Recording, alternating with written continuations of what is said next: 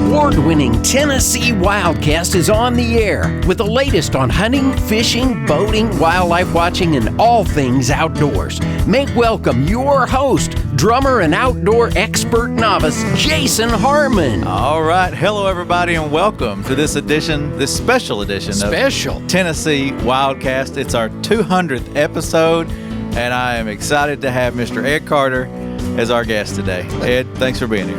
What a pleasure to be here, especially on this, as you say, special day. Yeah, 200th episode. Mr. Don King is here as well, helping me co-host. You bet. And man, it's my pleasure to be here. I'm sorry I wasn't here for the first one.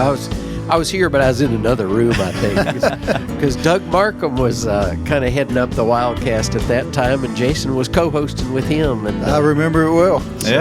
Yeah, our first two shows were with Ed Carter here, and I thought, well, let's get him back in for the 200th episode, talk about retirement, because you've now since retired and enjoying your time away and with family and things like that. So I thought this would be great. So, well, you're right. It's been, I didn't know when I was going to retire, but when I did, it seemed very strange. But the last 2 months, I'm trying to get used to not having a schedule. I'm doing okay with that. And we are really liking the new uniform. Yeah. Yeah.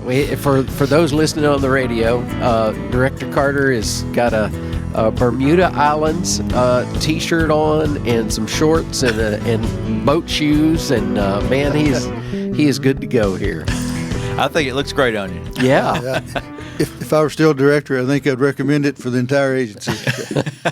Well, right now, a lot of our folks are working from home because of COVID and things like that. So I'm sure this is the attire for a lot of people these days. That's right. And I was just thinking, earlier today about Director Carter. I mean, in many know you as Ed, for many years. But I mean, once you're director, you're always director. It's kind of like being president. Yeah. No matter how many years pass after you retire, whatever, it's you'll always be director. So that's cool. That's a pleasing thought.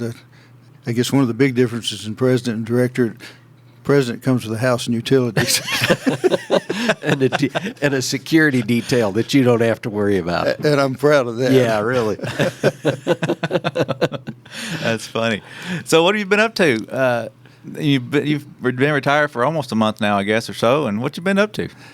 Well, my last day was May the 29th, which was also a commission meeting on a Friday. Uh-huh. And we picked the grandkids up at 8 o'clock the next morning, and they stayed for a month. Wow. So then another group of grandkids came in, and right now it's just Karen, my wife, and me at home. So we're kind of looking at each other going, wow, what are we going to do now? But it's,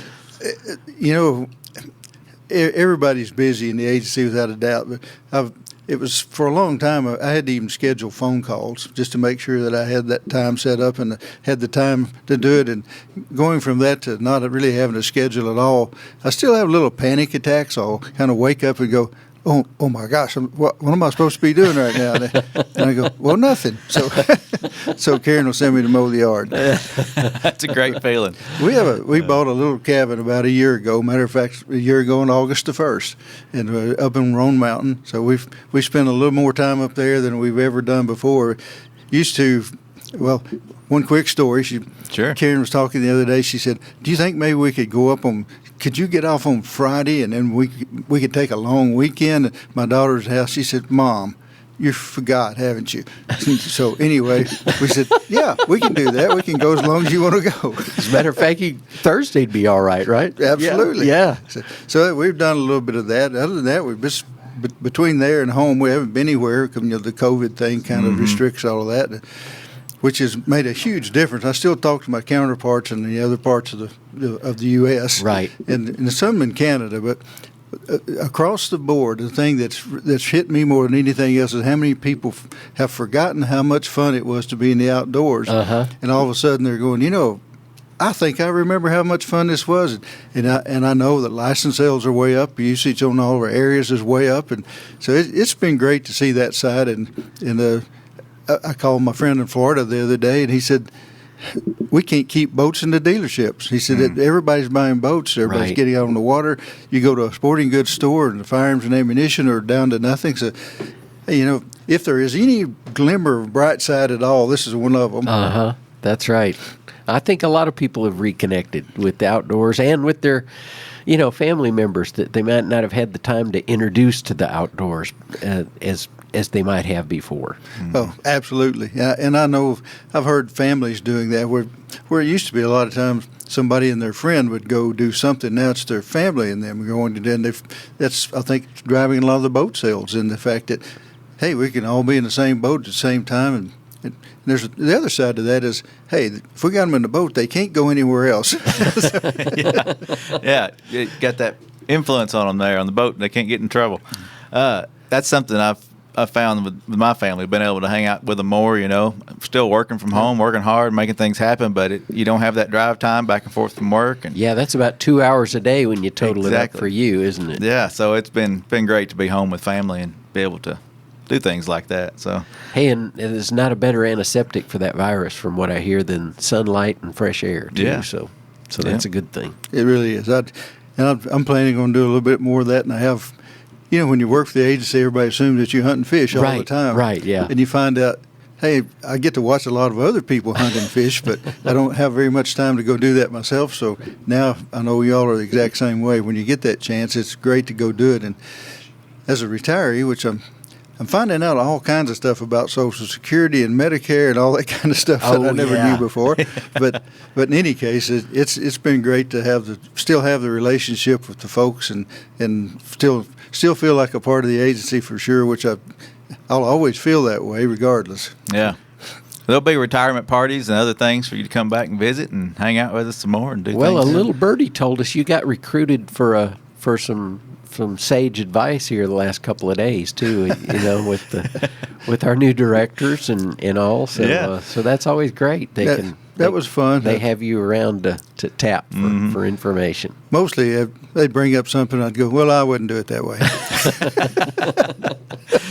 Or you can say, well, it ain't my problem now, is it? Yeah, you've probably seen the shirt my wife got me. It says retired 2020, not my problem anymore. But working for the agency was never a problem. It was something I loved from day one. And yeah, but it was a cute little shirt.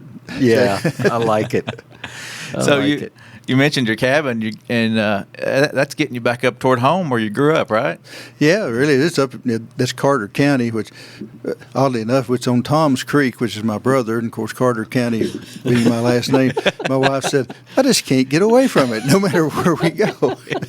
but anyway, that's been fun. And yeah, growing up in Hawkins County was not that far away, and then a lot of my life was spent in Blount County, so that whole area around us still feels like home. But anyway, it's nice to be able to go back and forth. It's funny. We recently did a radio show in the run up to your official retirement with Larry Ray over in Memphis, and we kind of surprised you with some of the guests that we had call in and wish you well. But Dave Woodward told a really funny story, and can you relate that to us about you mentioned home in Pressman's Home, I think. Yeah, in Hawkins County, there's a place called Pressman's Home, and it was literally the headquarters of the International Printing Pressmen's Association, and it's where people from literally all over the United States would come there to learn different aspects of the printing things. Dave and I were in college at the same time. Dave used to be chief of our information education division and worked in other things here in the agency, so we went to school together, but grew up together in the agency. But on our first meeting in college, we talked about where we were from and all that, and I said, well, I'm from Pressman's Home, and I got this little nod from Dave, and then later on, he was talking about, I don't ever get to eat a good meal anymore, and I said, well, why don't you come over to the house? And my mom fixes great, he said, your mom, is that like your adopted mom? I said, what do you mean? He said, I mean, that's not your real parents, right? I said, I'm lost, Dave. What are you talking about? He said, well, Pressman's Home, that is an orphanage, isn't it? So anyway, that was the way we started out, and Dad began to call him the moocher because he came so often after that. Well, your mom's cooking. Oh, you can't. Well, you've can't had beat part of that. Oh yeah, I sure have. Breakfast especially. Well, that's what Dave would come for. He at least would get up early to get gravy and biscuits and tenderloin. Nothing like that. Oh man, that's great. So, have you had any chances to get outside and fish or do any hunting since? I know it's been a short time and it's been kind of hot right now, but You know, I've done some shooting. All right, yeah. But haven't done any hunting. I don't think that. Well, none at all. That I've been fishing a few times, but that was, like I said, we've had the grandkids, so I call it fishing. It was mostly line untangling. Oh, yeah, right. That kind of thing. But we caught bluegill and we caught a fish or two that they thought was just enormous. And I went along with that. Yeah. It's a trophy to them for sure. Where'd you guys go? Well, the first time out on Percy Priest, and then there's that little creek I was telling you about. It has some brook trout in it, so we've been able to. He wanted to catch them with his hands, and I was good to let him try that. He's still trying. but anyway, the rest of them, my granddaughters and my daughter, my youngest daughter, loves to fish. She moved to Key West when she got out of high school just because she liked the water sports and the fishing, but. So pretty much the whole family loves to fish. Oh, neat. Neat. I didn't realize that about Christy, that she'd taken it up down there. Yeah, she called me one day on Thanksgiving morning. She said, "Guess what I'm doing?" And I said, "Cooking a turkey?" And she said, "No, I'm tarpon fishing, and I caught 100-pound tarpon just a few minutes ago." So I thought, well, I was surprised she ever moved back home, but anyway, it's been fun to see them enjoy the outdoors as well. That's neat. Well, I think it's part of the family. I mean, the whole family loves to be outdoors. Your granddaughter works with bears in Georgia, right? And doing all kinds of work like that. She's a research biologist in Georgia for the Georgia Department, doing bear research. And up near the cabin again, going back, everybody in the family loves to hike. So we walked the Appalachian Trail the other day for only about 5 miles, but it was at 6,000 feet and beautiful. I mean, you can see out over all the mountains. And so we're having way more time to get out and do things as a group, like we talked about earlier. Wow. Yeah, that's awesome. So what's something you missed from the agency? I know you got to miss something, seeing the people or I mean, you loved your job. You loved everything you did, from boating, law enforcement, to being a director. And I can literally say there was never anything in the agency that I didn't like to do. I just, maybe cleaning out the animal cages wasn't my favorite, but other than that, I've loved everything I ever did, and I miss. Friends of mine told me when I was retired in the other states, they said, "What you're going to miss first is the people," and I have. And of course, the people inside the agency, which I work with this every day, and we talk about it being a family around here, and I really feel that way. So it's like, as I told people, I felt like I was running away from home, and I still miss seeing everybody on a regular basis. But this whole COVID thing for the last 3 months of my time that I worked for the agency kind of broke me in, I guess, weaned me off of seeing everybody every day. So I've missed that part, but I missed interaction too with all the different groups. You name them. There's too many to start. But from Ducks Unlimited to the Turkey Federation to Parks and Greenways and the Land Trust and the Conservation Fund and all those people who just want to be aligned with what we do and where we work so closely together. So I'm missing all the stuff.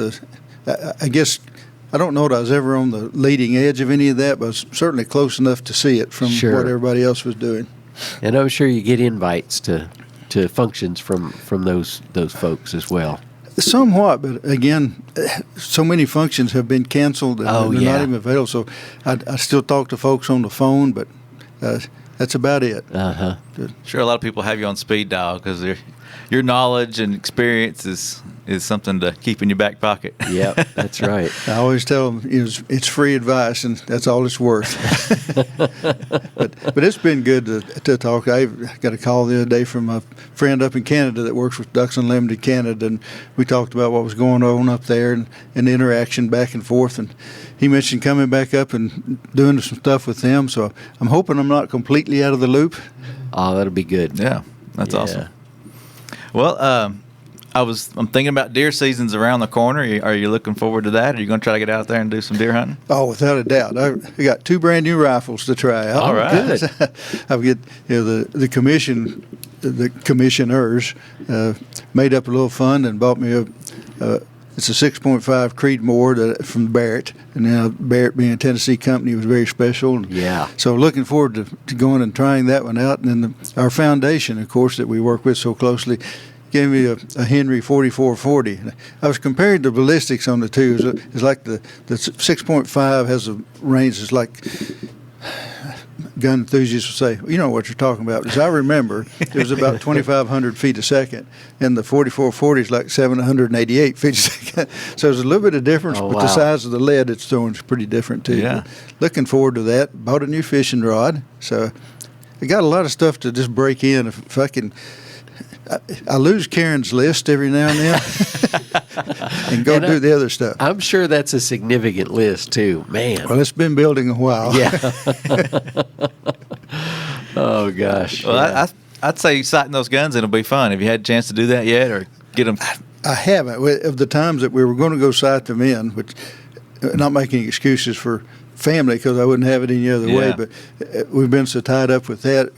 The times that we had to go do that, the friends that I were going to go with, to sight them in, it would rain us out or Oh, something. yeah. So we're still trying to put that together. Well, we can highly recommend the range out at Cheatham because we were out there with Mike Parsley doing some sighting in, and Yeah, we just put out. Don and Todd shot a video, and we put it out just recently. And so if Yeah. you don't know how to sight it in, we can teach you. Well, it would save me several rounds of ammunition. I'm sure I need to watch that. But I that- think it'd be cool to have him back to be on an episode with us. Maybe Yeah. he could be the talent there and help heck us. yeah. Just count me in on that. You know, the Barrett folks came down to the range at Buffalo Ridge down there, and they let me shoot one of their 50 caliber sniper rifles at 1,000 yards. Oh, and wow. Literally, all I did was sit there and aim. They did all the scope work and took in the rotation of the earth and on and on and on. And anyway, it was kind of funny because even at the speed those things travel, you pull the trigger and then you wait for a second and hear this bing on the other end when it hits the metal target. So Oh, wow. that was really fun. Oh, that's great. 1,000 yards, man. So I wanted to bring this up. I wrote a note here so I don't forget. But a day to remember. What's one day? And there's probably many. But what's one day at work or with the agency that you'll never forget? I'm sure you've got some stories in your back pocket that you can't tell. But what's that one? What's that one time that you'll never forget? You're right. There's so many. I don't know that any one just really stands out. Some of them were funny. Some of them were sad. Some of them were, somewhere in between. A lot of them were just literally fun. One that always jumps out to me is one day when we were trapping turkeys up on land between the lakes, and the other fellow was with me. I set up the net, and it's a rocket net. And of course, when you shoot the rocket off, the rockets pull the net over the top of the turkey. Well, I forgot to hook the net to the rockets. So when the turkeys came and I hit the button and the rockets fired, I'm assuming the people up at Fort Campbell think they were under attack because we don't know where those rockets went.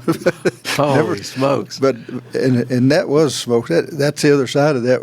You see these signs on the interstates that turn off your two-way radios. Mm-hmm. Well, the charges you use are literally the same kind of thing they use in the old howitzers. You have to twist all the wires together, make sure no electronic stuff. One of the guys one day went to go out and get a hamburger for us and bring it back. So while he's gone, he unhooks his rockets, puts them in the car, but forgot to twist the things together. And he called me on the radio and he said, "Hey, what?" And that was it. And eventually he shows back up and he opens the van door and smoke's rolling out of it. Oh, no. And he handed me a bag with mustard all running out the side of it. He said, "I think you had mustard. This one's yours." And it burned the net in the back of his Oh, truck, my gosh. burned the back of the seat that he was in, and just scorched my hamburger, which was the terrible part of all of it. But this goes to show you got to be careful with those things, and it does happen. So I take those signs literally now on the interstate. Wow. I remember one other day, too, that I know is kind of burned in the memory. Alan Jackson's famed concert that never happened. It was the second of, or going to be the second, I think, or the third one of a series. Yep. And they had the stage all built, and man, it was a gorgeous Bluebird day. And 5,000 boats over on Center Hill, yeah, and all the boats had shown up, and they were all, working their way in and tying off, and everybody was in a party mood, and so I was riding around in the boat with some of our guys taking some pictures and video and stuff, and everybody was anticipating the concert, and we even saw Alan out in his wood boat. He was out tooling around. I don't think anybody recognized that was him out there boating, but anyway, we were getting ready, and all of a sudden this storm blows up. I mean, a storm to beat all storms. You remember when we had our straight line winds just a little while back? It was a kind of a storm like that, wasn't it, Eddie? It was exactly that, I think. It just came out of nowhere, and so all of a sudden we would go from this beautiful, calm day, everybody having a good time, blue skies, to almost tornadic winds that were whipping the boats around, and there were capsized boats, and of course everybody's tied off to each other, so if one goes down, the other one's in jeopardy too. And wow. And I remember Director Carter out there on a jet ski wrangling boats. I mean, with everything he had, and that was all he had was that jet ski. But he was doing what he could and grabbing lines and pulling stuff in. And I think I've still got video of that. I need to get you a copy. I do remember that. I remember houseboats going over the top of bass boats, and it was absolutely unreal. And boats were literally put in, I hate to say it, piles, but if you were 16 feet, your boat was over there, and the wreck boats for 25 feet were over here, and the houseboats were somewhere else. But amazingly, not a single injury out of all of those people. But our dispatchers were on top of that. They said, "Hey, guys, you need to be aware.